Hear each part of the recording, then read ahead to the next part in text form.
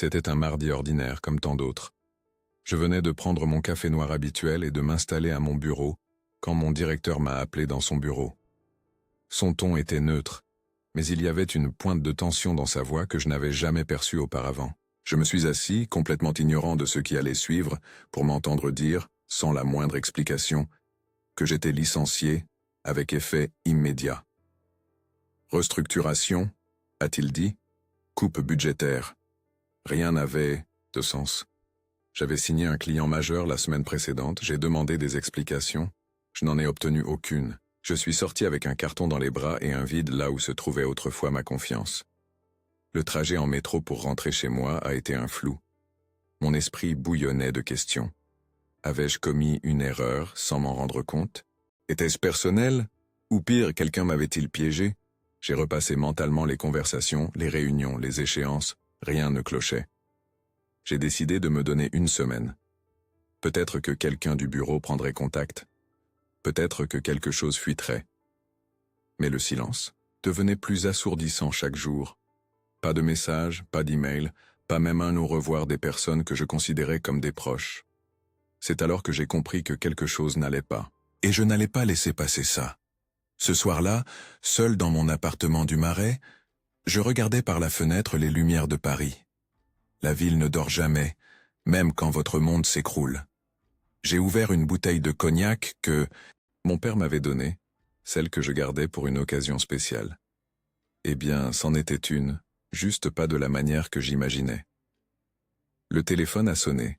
C'était mon ami Lucas, me demandant si je voulais voir le match du PSG.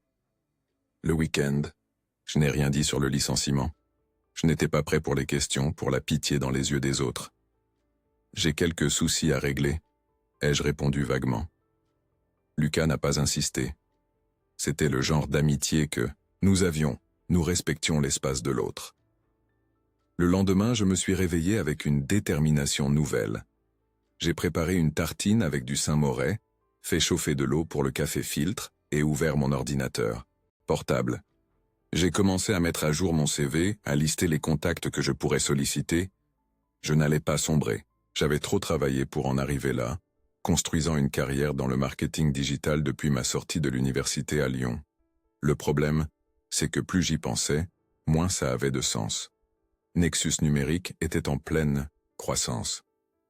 Nous venions de remporter un contrat important, la chaîne de pharmacie Sainte-Claire.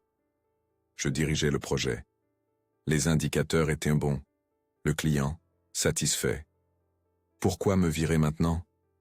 Des messages ont commencé à arriver, de collègues, superficiels. Mec, j'ai appris la nouvelle. Quel coup dur. Si t'as besoin, je suis là. Mais personne n'offrait de détails. Personne ne proposait un café pour en discuter. C'était comme s'ils avaient reçu des instructions pour garder leur distance. L'un d'eux, cependant, a attiré mon attention. C'était celui de Marine, la réceptionniste. Antoine, je ne peux pas trop en dire. Je pense juste que tu devrais jeter un œil aux nouvelles embauches. Il se passe quelque chose de bizarre. Elle avait toujours été trop observatrice pour son propre bien. Au 3e jour, la réalité a commencé à me frapper. Ce n'était pas seulement un emploi perdu. C'était le sentiment d'avoir été trahi. 6 ans de dévouement, des nuits blanches à finaliser des projets, des week-ends sacrifiés. C'est moi qui avais suggéré l'expansion vers le marché de l'éducation en ligne, une idée qui avait rapporté à l'agence son plus gros client jusqu'alors. Et maintenant, jeté comme un objet inutile. Mes parents ont appelé de Tours. Ma mère a senti dans ma voix que quelque chose n'allait pas. Mon fils, que s'est-il passé? J'ai essayé de dissimuler, mais c'était inutile. J'ai fini par tout raconter. Mon père, avec sa sagesse pratique d'homme de province, a simplement dit « Antoine, parfois la vie nous pousse là où nous devons aller, pas là où nous voulons. » Cela m'a touché d'une manière étrange. Et si c'était une opportunité déguisée? Mais il y avait autre chose, une sensation désagréable qui ne me quittait pas. Comme si j'étais observé, comme si quelqu'un riait de moi en coulisses. Ce n'était pas juste la paranoïa d'un fraîchement licencié, c'était de l'intuition. Le vendredi, j'ai pris mon courage à 2 mains et j'ai appelé Jean-Luc, mon ancien manager, directement sur sa messagerie. J'ai envoyé un message. Rien, j'ai tenté les RH. La réponse fut protocolaire. Toutes les communications relatives à la fin de votre contrat se feront par écrit. J'ai passé le week-end à essayer de me distraire. Je suis allé au jardin du Luxembourg, j'ai couru autour du bassin, j'ai tenté de lire un livre, rien n'y faisait. Mon esprit revenait sans cesse au même point. Il y avait quelque chose que je ne voyais pas. Le lundi, exactement une semaine après le licenciement, j'ai décidé de suivre le conseil de Marine. Il était temps d'enquêter. Après tout, savoir ses pouvoirs, et j'avais besoin de récupérer un peu de pouvoir dans toute cette situation. Ce que je ne savais pas, c'est que cette simple recherche ouvrirait une porte sur un monde de trahison que je n'aurais jamais pu imaginer, et que la personne derrière tout ça était quelqu'un que, un jour, j'avais profondément aimé. Une semaine plus tard, la curiosité l'a emporté. J'ai accédé à LinkedIn, navigué jusqu'à la page de l'entreprise et vérifié les recrutements récents. C'est là que mon cœur s'est arrêté. Là, dans la liste des nouveaux employés, se trouvait son nom, Chloé Aubert, mon ex-petite amie. Nous ne nous parlions plus depuis presque 2 ans. Notre rupture n'avait pas été houleuse, mais avait laissé des blessures qui n'avaient pas encore complètement cicatrisé. Et maintenant, elle avait mon poste. J'ai cliqué sur son profil. Même poste, même responsabilité, même département. Ça ne pouvait pas être une coïncidence. Chloé était intelligente, sans aucun doute. Mais pourquoi l'entreprise me licencierait-elle juste pour l'embaucher? Elle n'était même pas dans le secteur auparavant. Quelque chose clochait. Le plus étrange était sa photo de profil. C'était un portrait professionnel, parfaitement éclairé, avec son habituel sourire confiant. Mais en arrière-plan, flou derrière son épaule, j'ai vu quelque chose qui m'a glacé le sang. Un objet très spécifique, un stylo en argent avec une pierre rouge sur le clip. Ce stylo avait été le mien. Je l'avais commandé sur mesure durant ma 2e année dans l'entreprise. Et il était là, sur son bureau. Je suis resté paralysé devant l'écran, tandis qu'une vague de souvenirs m'envahissait. Chloé et moi nous étions rencontrés lors d'un séminaire de marketing digital à Chamonix, il y a 4 ans. Elle travaillait dans le e-commerce pour une marque de vêtements, mais disait toujours vouloir quelque chose de plus stimulant. Nous avions commencé à discuter pendant une pause café et échanger nos contacts. 3 jours plus tard, nous dînions à Saint-Germain-des-Prés. 1 mois plus tard, elle dormait régulièrement dans mon appartement. Notre relation a été intense dès le début. Chloé était fascinante, intelligente, ambitieuse, avec un rire qui illuminait la pièce. Elle venait d'une famille traditionnelle, de Bordeaux, mais avait déménagé seule à Paris, déterminée à construire sa propre histoire. J'admirais ça chez elle. J'admirais son courage, sa détermination. Pendant 1 an et demi, nous fûmes inséparables. Nous avons voyagé en Corse, passé le nouvel an dans les calanques de Cassis, fait des projets pour emménager ensemble. Jusqu'à ce que les choses commencent à changer. De petites disputes se sont transformées en grosses querelles. Le travail a commencé à me prendre plus de temps, et je sentais qu'elle m'en voulait. Il y avait aussi une certaine distance. Comme si elle pensait toujours à autre chose quand nous étions ensemble. La fin est arrivée brutalement. Un soir, après une dispute à propos d'un dîner annulé pour un de mes projets urgents, elle a simplement dit « Ça ne marche pas pour moi ». 1 semaine plus tard, elle avait retiré toutes ses affaires de mon appartement. J'ai essayé d'appeler, envoyer des messages, mais elle a été claire. Elle avait besoin d'espace, de temps pour elle. Finalement, j'ai cessé d'essayer. La douleur s'est estompée, la vie a suivi son cours. Et maintenant, presque 2 ans plus tard, elle ressurgissait, à ma place. Je suis descendu à la cuisine et j'ai pris une bière. Il fallait que je réfléchisse. Les coïncidences arrivent, bien sûr, mais cela semblait trop calculé. Chloé n'avait aucune expérience en agence de marketing. Du moins, pas quand nous étions ensemble. Comment avait-elle réussi non seulement à entrer chez Nexus, mais à prendre exactement mon poste? Je suis retourné sur LinkedIn et j'ai commencé à analyser son profil plus attentivement. Au cours des 2 dernières années, elle avait opéré une transition de carrière impressionnante. Passé du e-commerce à une petite agence de marketing, puis à une moyenne, et maintenant à Nexus, l'une des plus respectées du marché. Son profil était rempli de recommandations récentes, toutes louant sa vision innovante et son approche stratégique.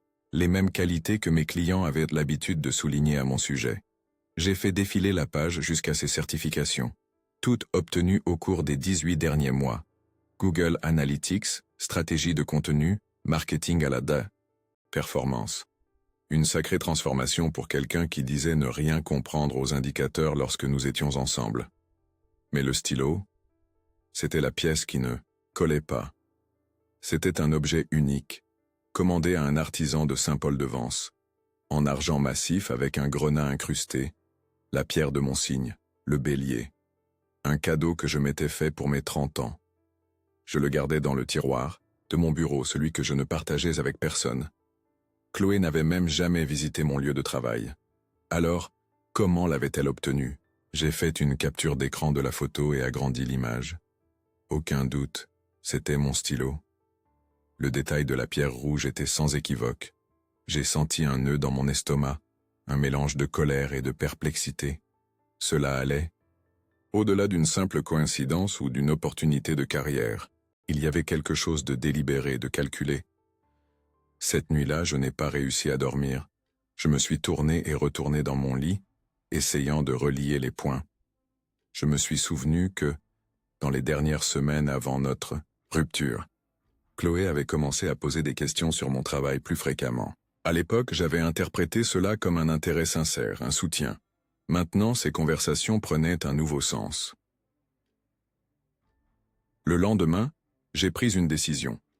J'ai envoyé un message à Paul, le designer senior de Nexus et l'un des rares collègues avec qui j'entretenais une véritable amitié en dehors du travail. Il faut qu'on se voie. Sujet sérieux. Possible aujourd'hui? Paul a répondu presque immédiatement. Bien sûr, mais pas près de l'agence. Je te retrouve au Petit Bistrot à 19h. Le Petit Bistrot était à l'autre bout de la ville, loin des regards indiscrets de Nexus. Un endroit simple, authentique, avec des tables en bois usé et les meilleurs acras de morue de Paris. C'était notre refuge lorsque nous avions besoin de nous plaindre du stress du travail. Je suis arrivé en avance et j'ai commandé un mojito. J'avais besoin de courage liquide pour la conversation à venir. Paul est arrivé ponctuellement, avec des cernes évidents et une expression inquiète qui ne correspondait pas à sa bonne humeur habituelle. « Alors, mec, comment ça va ?» a-t-il demandé en s'asseyant en face de moi. « J'ai connu des jours meilleurs », ai-je répondu sincèrement. « Paul, il faut que tu sois honnête avec moi. Qu'est-ce qui se passe à l'agence? Pourquoi j'ai été vraiment licencié ?» Paul a détourné le regard, visiblement mal à l'aise. Il a pris le menu, feignant de s'intéresser au tapas, mais je pouvais voir qu'il gagnait juste du temps. « Écoute, Antoine, la version officielle, c'est la restructuration, mais il y a beaucoup de rumeurs qui circulent. Et, il a hésité, il y a la nouvelle recrue. » Chloé Aubert, ai-je complété. Paul m'a regardé, surpris. « Comment tu sais ?»« LinkedIn. Et ce n'est pas juste une nouvelle recrue, c'est mon ex-petite amie. » L'expression de Paul est passée de la surprise au choc. « Attends, quoi? Tu connais la femme qui a pris ta place? C'est... » Il a baissé la voix. Trop bizarre. « Qu'est-ce qu'on dit d'elle à l'agence ?» ai-je demandé, essayant de garder un ton désinvolte. Paul a pris une longue gorgée de la bière qui venait d'arriver. Qu'elle est arrivée avec des idées révolutionnaires, qu'elle a apporté une nouvelle approche pour ce contrat de la pharmacie que tu gérais. Jean-Luc est ébloui par elle. Il a fait une pause. Antoine, il y a plus. Elle s'est vantée d'avoir des contacts directs avec les gens de Sainte-Claire. Elle a dit qu'elle pourrait élargir le contrat. J'ai senti mon visage s'échauffer. Le contrat Sainte-Claire était ma conquête. Des mois de réunions, de présentations, de dîners avec le directeur marketing. Comment pouvait-elle avoir des contacts là-bas? Paul, je dois te montrer quelque chose. J'ai sorti mon téléphone et montré la photo de LinkedIn en pointant le stylo. Tu vois ça? C'est mon stylo personnalisé, celui qui était dans mon tiroir, au bureau. Paul a examiné l'image, en fronçant les sourcils. Comment elle... Attends, tu penses que c'est une sorte de sabotage? J'ai hoché la tête lentement. Je commence à penser que j'ai été victime d'un coup très bien monté. Et je dois découvrir comment et pourquoi. Je suis resté à regarder ce stylo, pendant un temps qui m'a semblé interminable. Il était sans équivoque. Je me suis souvenu du jour où je l'ai fait graver. Il portait mes initiales. AM, juste en dessous de la pierre rouge. Antoine Mercier. Un nom commun pour une personne qui, à ce moment-là, se sentait extraordinairement trahie. Je l'avais laissé dans le tiroir de mon bureau, celui que je n'avais jamais partagé avec personne. Chloé n'avait même jamais visité mon lieu de travail. Alors comment l'avait-elle obtenu? J'ai commencé à fouiller dans nos derniers mois ensemble. Avais-je mentionné quelque chose sur le travail qu'elle aurait pu utiliser? Je me suis souvenu de quelques conversations nocturnes, surtout quand les choses étaient tendues entre nous. Je m'étais plaint de mon chef, de l'expansion, de l'entreprise. Je lui avais raconté des choses que je n'aurais probablement pas dû, mais rien qui ne justifie cela. Puis, comme un éclair, le souvenir m'a frappé. La semaine avant qu'elle ne disparaisse de ma vie, Chloé m'avait demandé de lui transférer mes présentations de projets pour Inspiration. Elle disait qu'elle envisageait de changer de carrière. Je n'y avais pas beaucoup réfléchi à l'époque. Je lui faisais confiance. Ce dossier contenait tout. Des modèles de données, des stratégies de campagne, même des contacts de clients. Elle n'avait pas changé de carrière. Elle avait simplement pris la mienne. Cette prise de conscience m'a donné le vertige. Je suis allé à la fenêtre de mon appartement, essayant de respirer. Dehors, la ville continuait son rythme frénétique, indifférente à mon monde qui s'écroulait. Des klaxons sur les Champs-Élysées, des gens pressés rentrant chez eux, après une journée de travail, la vie suivant son cours normal pour tout le monde, sauf pour moi.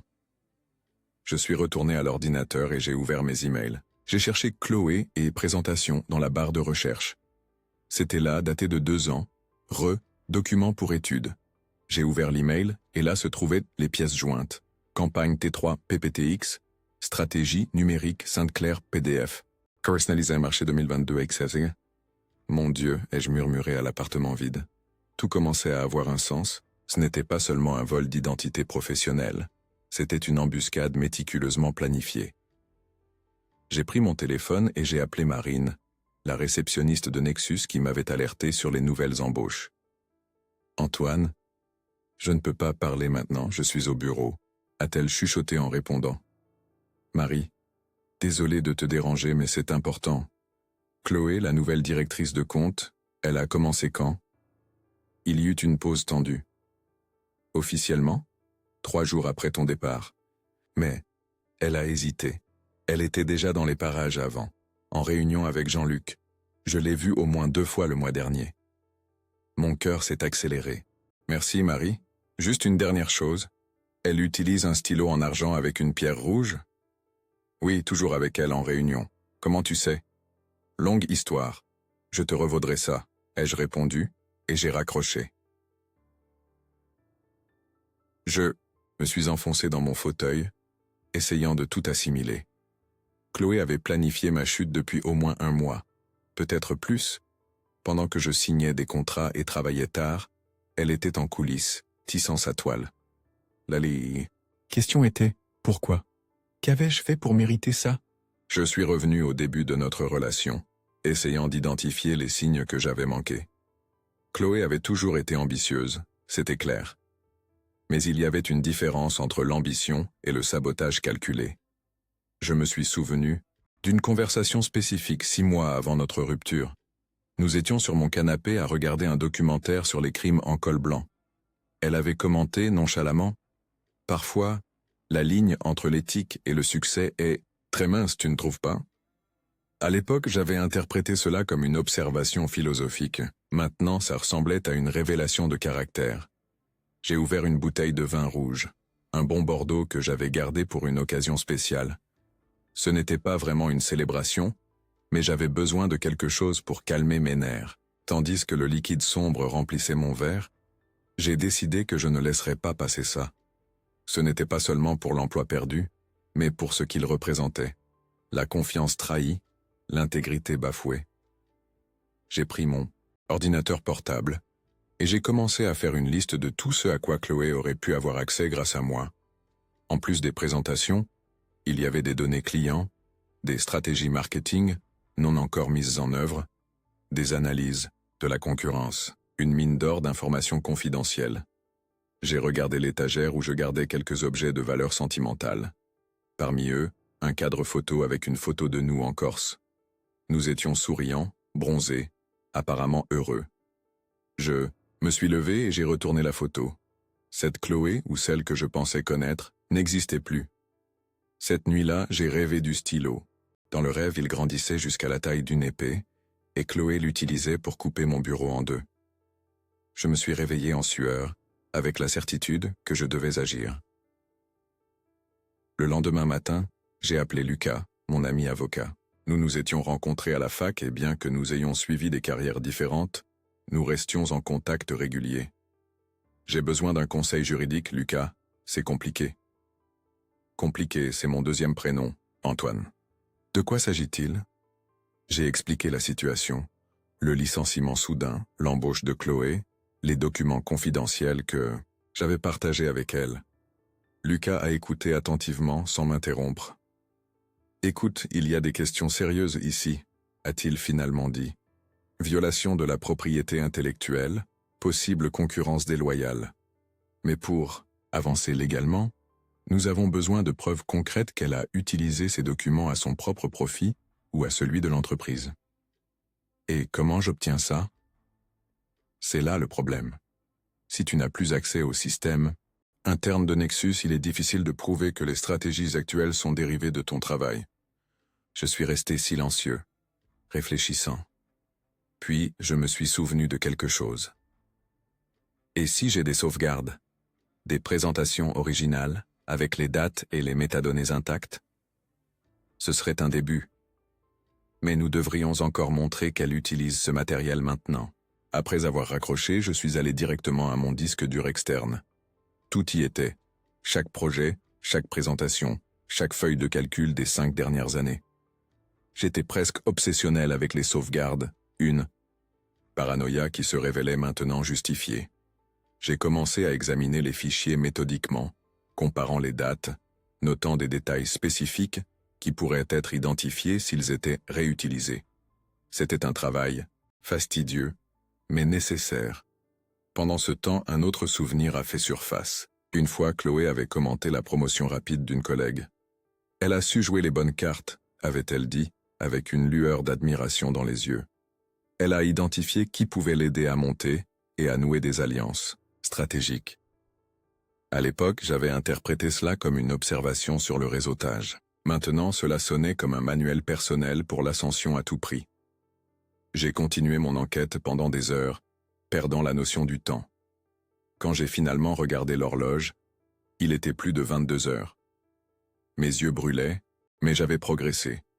J'ai trouvé des schémas, des phrases spécifiques, des approches méthodologiques qui étaient clairement les miennes, des marques de fabrique de mon travail. J'avais besoin de plus, cependant. J'avais besoin de savoir exactement ce qui se passait à l'intérieur de Nexus maintenant.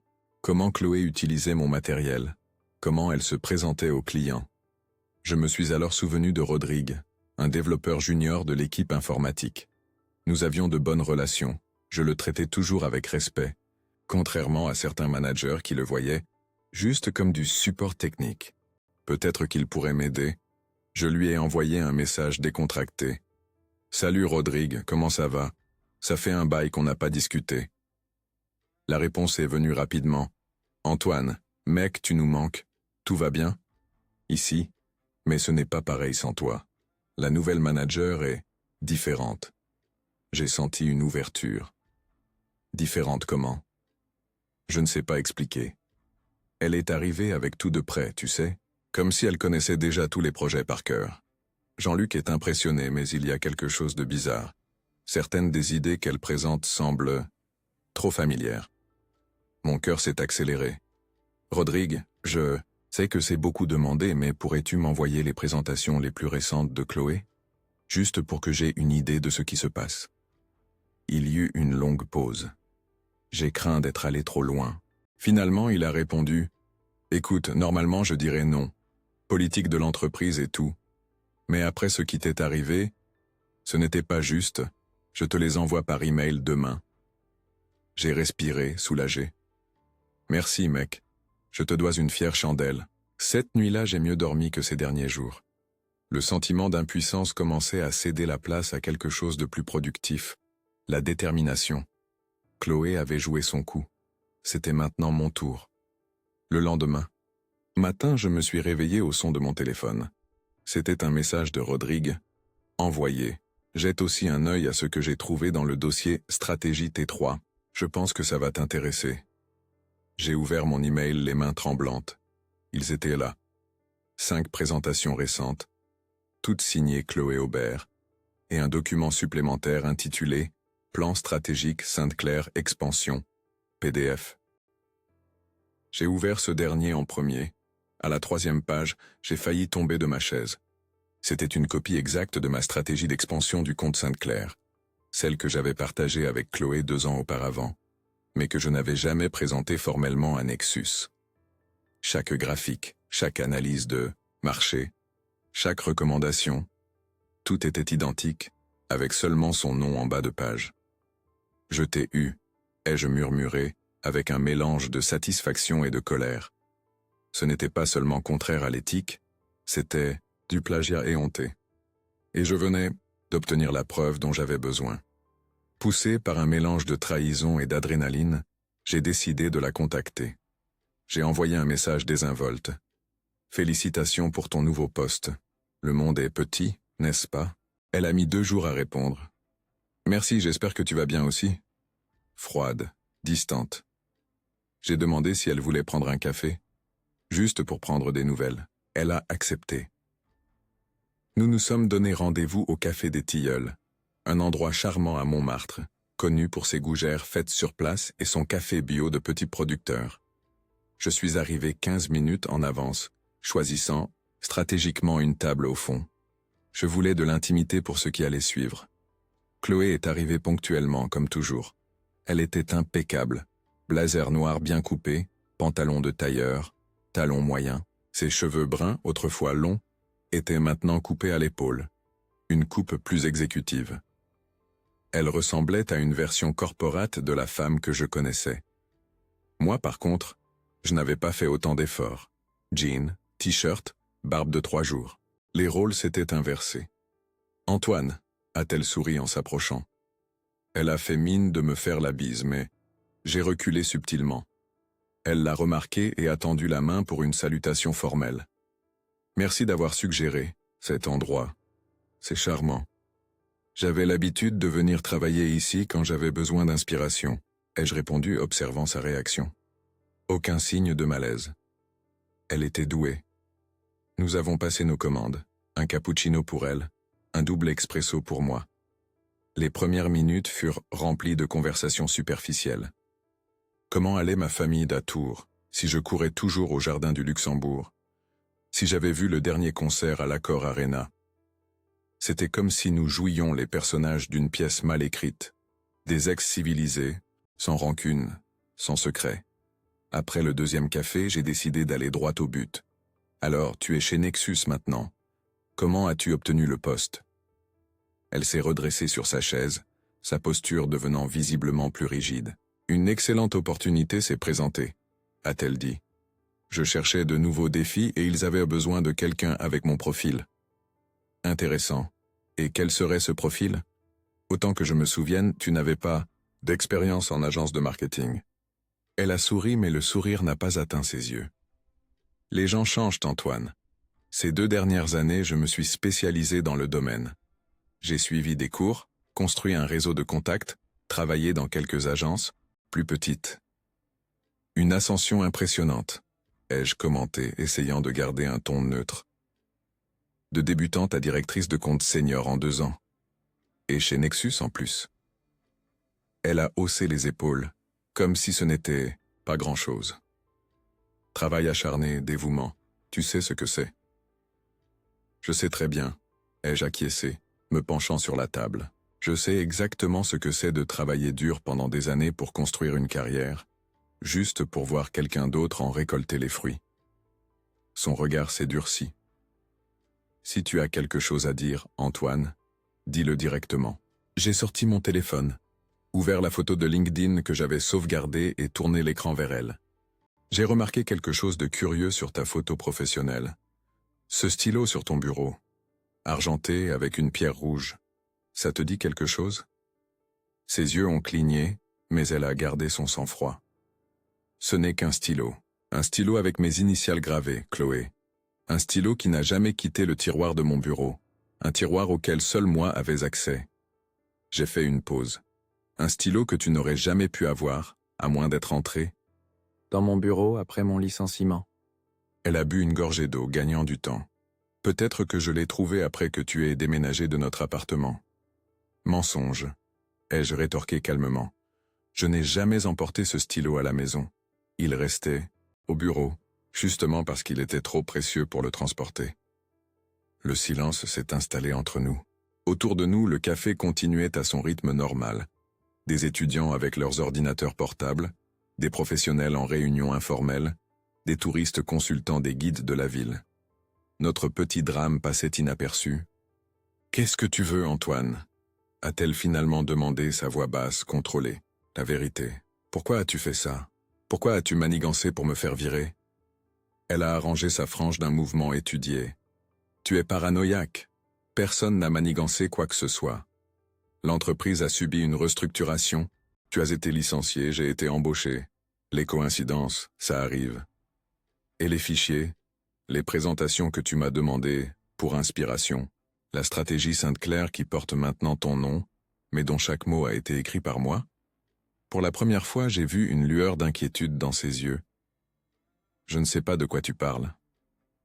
Je sais que tu as planifié ça, Chloé. Ce que je ne comprends pas, c'est pourquoi. Qu'est-ce que j'ai fait pour mériter une telle trahison?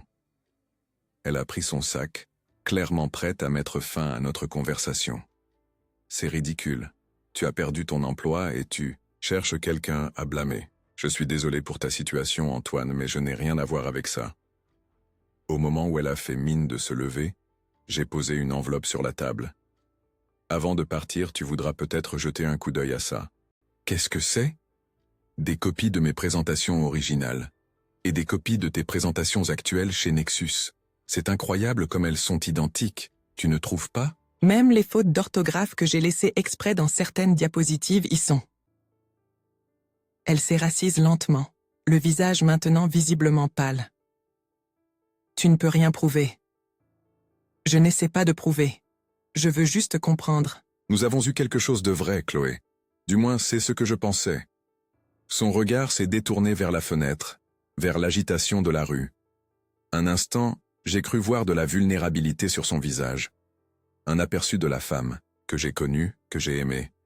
Mais c'est passé si vite que ça aurait pu n'être qu'un jeu de lumière. Tu ne comprendrais jamais, a-t-elle dit finalement. Tout ne tourne pas autour de toi, Antoine.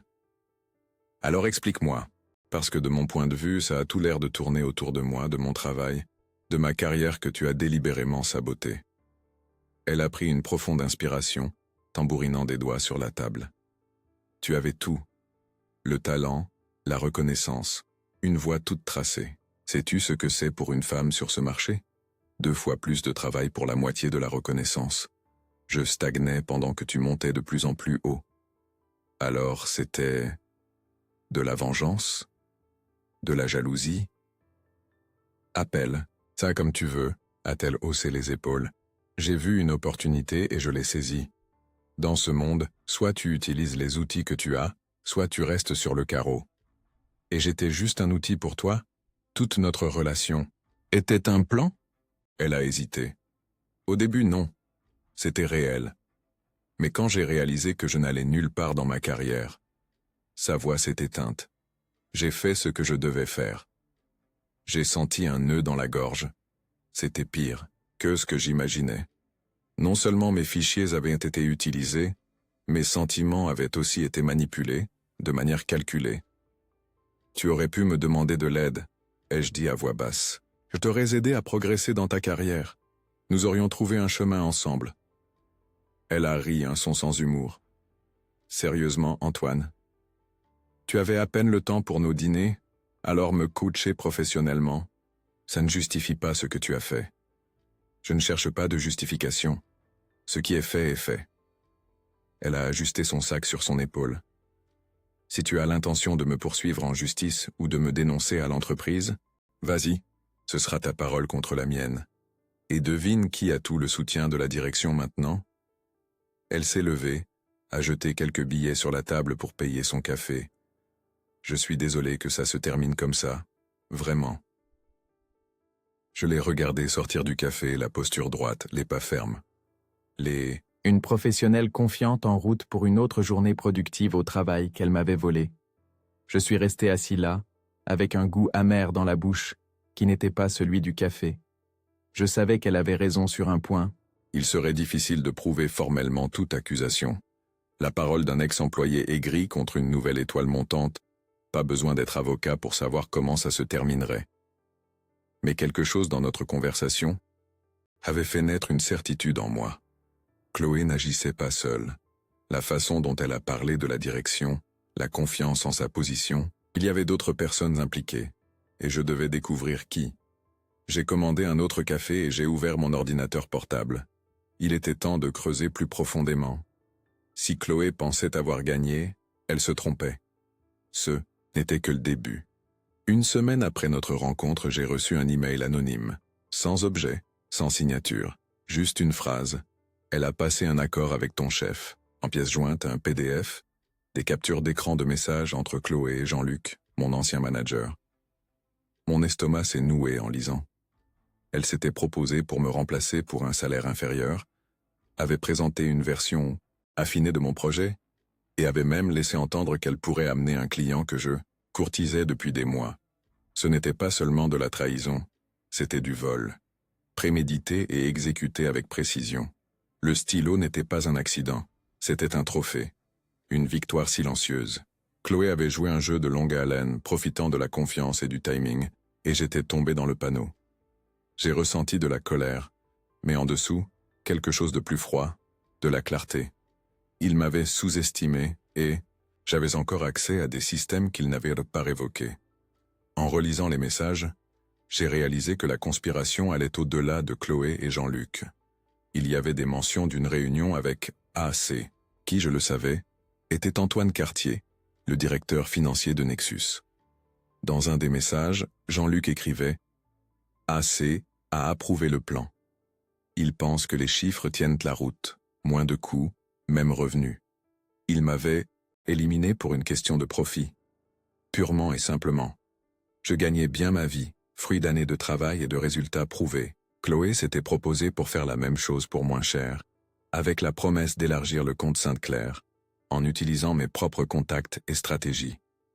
Ce qui m'agaçait n'était pas seulement le plan en lui-même, mais la froideur calculatrice avec laquelle il avait été exécuté, comme si j'étais juste une variable dans une feuille de calcul, jetable et remplaçable. J'ai vérifié l'expéditeur de l'email anonyme, verit.cachig@protonmail.com. Clairement créé juste pour ça. J'ai répondu par un simple « Merci. Qui êtes-vous » Je ne m'attendais pas vraiment à une réponse. À ma surprise, 1 heure plus tard, mon téléphone a vibré. Un nouveau message du même expéditeur. Quelqu'un qui a aussi été lésé. J'en ai plus. On se voit? J'ai fixé un rendez-vous au parc Monceau, une petite oasis de verdure au milieu de Paris. J'ai choisi un lieu public par précaution. Après tout, je ne savais pas qui était mon mystérieux informateur, ni ses véritables intentions. Je suis arrivé en avance et je me suis assis sur un banc près de l'entrée principale. Le parc était relativement vide à cette heure matinale d'un mardi. Quelques cadres le traversaient, des touristes prenaient des photos des arbres centenaires, des sans-abri se reposaient sur les bancs les plus éloignés. À 10h30 précise, une femme s'est approchée. Je l'ai reconnue immédiatement. Denise Olivier, ancienne assistante administrative de Nexus. J'avais travaillé avec elle pendant des années, mais nous n'avions jamais eu beaucoup de contacts, en dehors du professionnel. Antoine, a-t-elle salué en s'asseyant à côté de moi. Elle portait des lunettes de soleil et un foulard dans les cheveux, comme si elle essayait de ne pas être reconnue. Denise, c'est toi la personne de l'email » Elle a hoché la tête, regardant nerveusement autour d'elle avant d'enlever ses lunettes. Désolé pour le mystère. Je ne pouvais pas risquer d'utiliser mon email personnel. Qu'est-ce qui se passe? Pourquoi m'aides-tu? Elle a ouvert son sac et en a sorti une enveloppe. Parce que ce qu'ils t'ont fait, ils sont en train de me le faire. Ou plutôt, ils l'ont déjà fait. J'ai été licencié hier. Je suis désolé, ai-je dit sincèrement. Restructuration aussi? Exactement. Elle a ri, sans humour. La différence, c'est qu'en tant qu'assistante administrative, j'avais accès à beaucoup de choses. Email, calendrier, documents, y compris ceux de Jean-Luc et d'Antoine. Elle m'a tendu l'enveloppe. À l'intérieur, il y avait d'autres captures d'écran. Email, messages, et même des photos de documents internes. C'est incroyable, ai-je murmuré en parcourant le matériel. Ils font le ménage, Antoine. Ils remplacent les employés plus anciens et mieux payés par de nouveaux talents qui acceptent des salaires plus bas. C'est un projet appelé « Optimisation des ressources humaines », totalement secret. Et Chloé? Elle n'est qu'une pièce, intelligente, ambitieuse, mais une pièce. Jean-Luc l'a rencontrée lors d'une conférence de marketing digital il y a environ 4 mois. Elle a mentionné qu'elle te connaissait et qu'elle avait quelques idées sur tes méthodes de travail. Une chose en a entraîné une autre. 4 mois? La révélation m'a frappé comme la foudre. Donc même quand nous n'étions plus en contact, elle planifiait déjà de prendre ma place. Denise a hoché la tête. Le plan initial était de la faire entrer comme ton assistante pour apprendre de toi. Mais ils ont ensuite réalisé qu'il serait plus simple de simplement t'écarter. Surtout quand elle a montré qu'elle avait déjà accès à une partie de ton travail. J'ai feuilleté les documents, chaque page révélant un peu plus de la conspiration. Il y avait même une analyse coûts-avantages, comparant mon salaire au package offert à Chloé. Pourquoi me montres-tu ça, Denise? C'est risqué pour toi. Elle a baissé les yeux, pensive. J'ai travaillé chez Nexus pendant 8 ans. J'ai donné mon sang pour cette entreprise. J'ai annulé des vacances, travaillé les jours fériés, tout ça parce que je croyais au projet. Et j'ai été jeté comme un déchet. Sa voix a tremblé. Peut-être que je ne récupérerai pas mon emploi. Mais je ne partirai pas en silence. Il y avait une détermination dans son regard que j'ai reconnue, la même qui commençait à grandir en moi. Il y a autre chose, a-t-elle poursuivi en ouvrant à nouveau son sac. J'ai trouvé ça sur le bureau de Chloé quand je suis allé vider mes affaires. Elle m'a tendu un petit objet argenté, mon stylo. La pierre rouge a scintillé sous le soleil du matin. Merci, ai-je murmuré en tenant l'objet familier. C'était comme récupérer un morceau de moi-même. Elle est méticuleuse, Antoine. Elle a un fichier avec des informations sur tous les clients que tu gérais. Nom, goût personnel, même les anniversaires des enfants. Des choses que tu lui as mentionnées nonchalamment au cours de votre relation. Tout est enregistré et catégorisé. Je n'arrive pas à croire que j'ai été aussi aveugle, ai-je dit, passant une main sur mon visage fatigué. Ne t'en veux pas. Elle est douée dans ce qu'elle fait, et elle avait un soutien interne. Nous sommes restés silencieux quelques instants, observant les gens passer, chacun absorbé par sa propre vie, inconscient du petit drame qui se jouait sur notre banc de parc. « Qu'est-ce que tu vas faire maintenant ?» ai-je finalement demandé à Denise. « J'ai un entretien la semaine prochaine. Une agence plus petite, mais avec des valeurs plus en accord avec les miennes. » Elle a souri légèrement. « Et toi ?» J'ai regardé les documents dans mes mains. Je pense qu'il est temps d'exposer cette histoire. Fais attention, m'a-t-elle averti. Nexus a de bons avocats. Et Jean-Luc a des contacts dans tout le secteur. Je comprends les risques, mais certaines choses sont plus importantes que la sécurité. Nous nous sommes quittés avec la promesse de rester en contact. En rentrant chez moi, j'ai ressenti quelque chose que je n'avais pas ressenti depuis des semaines. L'espoir. J'avais été trahi, manipulé, mis au rebut, mais maintenant j'avais des munitions pour me battre. À la maison, j'ai étalé tous les documents sur la table du salon. J'ai commencé à les organiser méthodiquement, créant une chronologie des événements, reliant les personnes, identifiant les schémas. L'histoire qui émergeait était déchirante. Il ne s'agissait pas seulement de moi ou de Denise. Il s'agissait d'une culture d'entreprise qui valorisait les chiffres au-dessus des gens, qui récompensait la trahison et punissait la loyauté. Pendant que je travaillais, j'ai reçu un message de Paul, le designer. « Mec, il se passe un truc bizarre. Chloé demande l'accès à tous les fichiers d'archives de l'agence. y compris des trucs d'avant son arrivée. Elle a dit que c'est pour un projet spécial pour Antoine. J'ai répondu rapidement. Tu lui as donné l'accès? Pas encore. J'ai dit que j'avais besoin d'une autorisation formelle du service informatique. Elle n'a pas aimé. Tu as bien fait. Garde l'œil ouvert. La dernière pièce du puzzle s'est mise en place. Ce n'était pas seulement mon travail que Chloé voulait, c'était toute la connaissance institutionnelle de Nexus, probablement pour la reconditionner et la vendre comme sienne lors de son prochain coup de carrière. Cette nuit-là, j'ai travaillé tard, compilant toutes les preuves dans un seul document. J'ai ajouté mes propres analyses, des explications contextuelles, des corrélations. Quand j'ai terminé, il était plus de 3 heures du matin. J'ai regardé le fichier final, Nexus, schéma, complet.pdf. 62 pages de preuves, détaillées. Au moment de sauvegarder le fichier, mon ordinateur a émis un son étrange. L'écran a clignoté. Un instant, j'ai cru que c'était juste la fatigue, mais j'ai alors réalisé, quelqu'un essayait d'accéder à distance à ma machine. J'ai rapidement débranché le câble réseau et désactivé le Wi-Fi. Que se passait-il? Était-il possible que Nexus sache ce que je faisais? Qu'ils aient surveillé mes communications avec Denise? Un frisson m'a parcouru l'échine.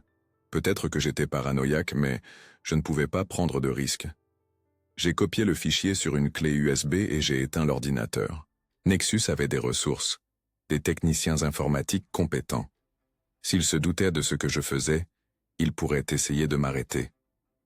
J'ai mal dormi, me réveillant à chaque bruit, imaginant des pas dans le couloir de l'immeuble, des silhouettes dans l'ombre. Le matin, avant même de prendre mon café, j'ai fait 3 copies du fichier. Une sur la clé USB, une autre sur un disque dur externe, et une 3e que j'ai envoyée à une nouvelle adresse e-mail, accessible uniquement depuis un autre appareil. Je n'étais pas un expert en informatique ou en sécurité numérique, mais j'en savais assez pour protéger des informations importantes. Le jeu devenait dangereux et je devais être prêt. Pendant que je prenais mon café, mon téléphone a sonné. Numéro inconnu. Allô? Antoine Mercier? Une voix masculine, grave, que je n'ai pas reconnue. Oui, qui est à l'appareil? Mon nom est Richard Ponce, je suis du service juridique de Nexus Numérique. Mon sang s'est glacé. Comment savait-il? Que voulait-il? En quoi puis-je vous aider? Ai-je demandé, en essayant de garder une voix ferme.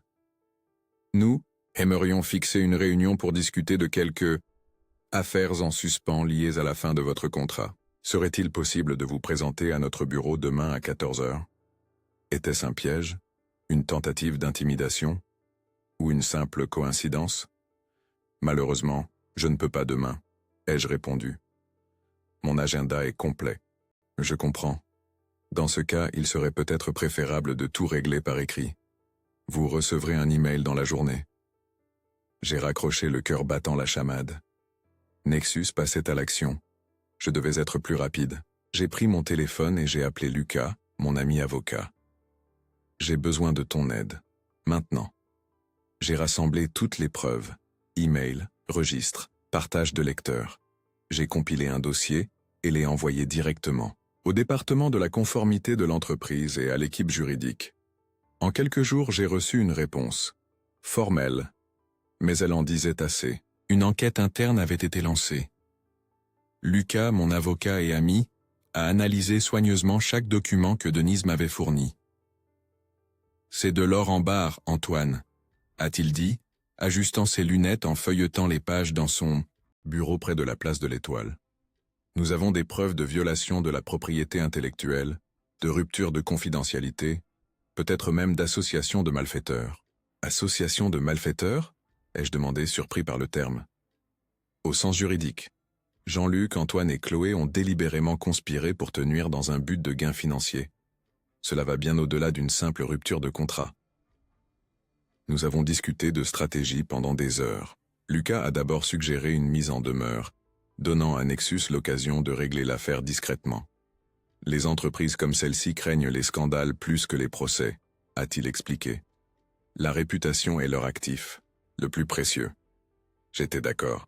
Je ne voulais pas de vengeance, je voulais la justice. Et peut-être une forme de compensation pour le préjudice causé à ma carrière et à ma réputation. Lucas a rédigé la mise en demeure l'après-midi même, dans un langage juridique impeccable, détaillant les infractions et demandant une réunion avec la direction de Nexus pour discuter d'un accord. Nous n'avons joint qu'un petit échantillon des preuves, assez pour montrer que nous ne bluffions pas, mais en gardant le reste comme un atout. La réponse est venue plus vite que prévu. Le lendemain, j'ai reçu un appel de Marcel Perrin, directrice des ressources humaines de Nexus. Son ton était cordial mais tendu. « Antoine, nous aimerions fixer une réunion pour demain, si possible. » « Je serai accompagné de mon avocat, ai-je répondu. « Bien sûr, c'est compréhensible. Seront présents moi-même, notre directeur juridique et... Antoine Cartier sera-t-il présent ?» ai-je interrompu. Une pause. « Oui. En tant que DAF, M. Cartier participera. » « Et Jean-Luc ?» Une autre pause, plus longue. « Monsieur Ribeiro a été temporairement suspendu de ses fonctions pendant que nous menons une enquête interne. » Cette information m'a pris par surprise. Nexus agissait déjà, avant même notre réunion. Cela pouvait être bon ou mauvais, peut-être qu'ils enquêtaient sincèrement, ou qu'ils construisaient simplement une défense. La réunion a été fixée au lendemain, à 14 heures, au siège de Nexus. J'ai passé la nuit à réviser tous les documents avec Lucas, me préparant à chaque scénario possible, d'une offre d'accord à un déni complet. Je suis arrivé à l'immeuble de Nexus à la Défense avec un mélange d'émotions. C'était étrange de revenir en tant que visiteur sur le lieu où j'avais travaillé pendant tant d'années. La réceptionniste, ce n'était pas Marine mais quelqu'un que je ne connaissais pas, a demandé nos pièces d'identité et nous a conduits à la salle de réunion du 15e étage. L'espace était familier. Murs de verre, table ovale en bois sombre, vue panoramique sur la ville. J'ai délibérément choisi de m'asseoir dos à la fenêtre. Je ne voulais pas de distraction. Je voulais faire face directement à ceux qui étaient en face de moi. Marcel est entrée la première, suivie d'un homme en costume que je supposais être le directeur juridique. Et enfin, Antoine Cartier. J'ai noté l'absence de Chloé. Tant mieux. Les présentations furent brèves, tendues. Antoine semblait mal à l'aise, évitant le contact visuel direct. Le directeur juridique, Édouard Menet, a pris la direction de la réunion. Monsieur Mercier, nous avons reçu votre mise en demeure et les preuves préliminaires. Nexus prend ces allégations très au sérieux. Nous avons déjà lancé une enquête interne. Lucas est intervenu doucement. Nous aimerions comprendre l'étendue de cette enquête et quelles mesures ont déjà été prises. Édouard a jeté un rapide coup d'œil à Antoine avant de répondre. Monsieur Ribeiro est temporairement suspendu.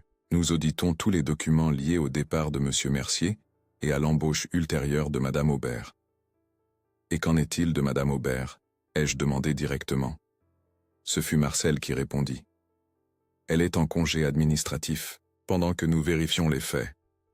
La réunion s'est poursuivie avec une danse prudente de mots. Ils voulaient en savoir exactement ce que nous avions.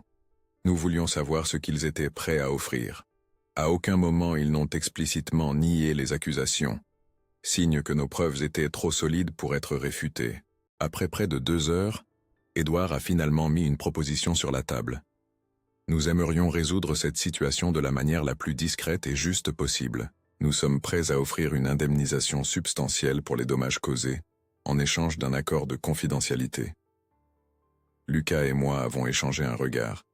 Nous avions déjà discuté de cette possibilité.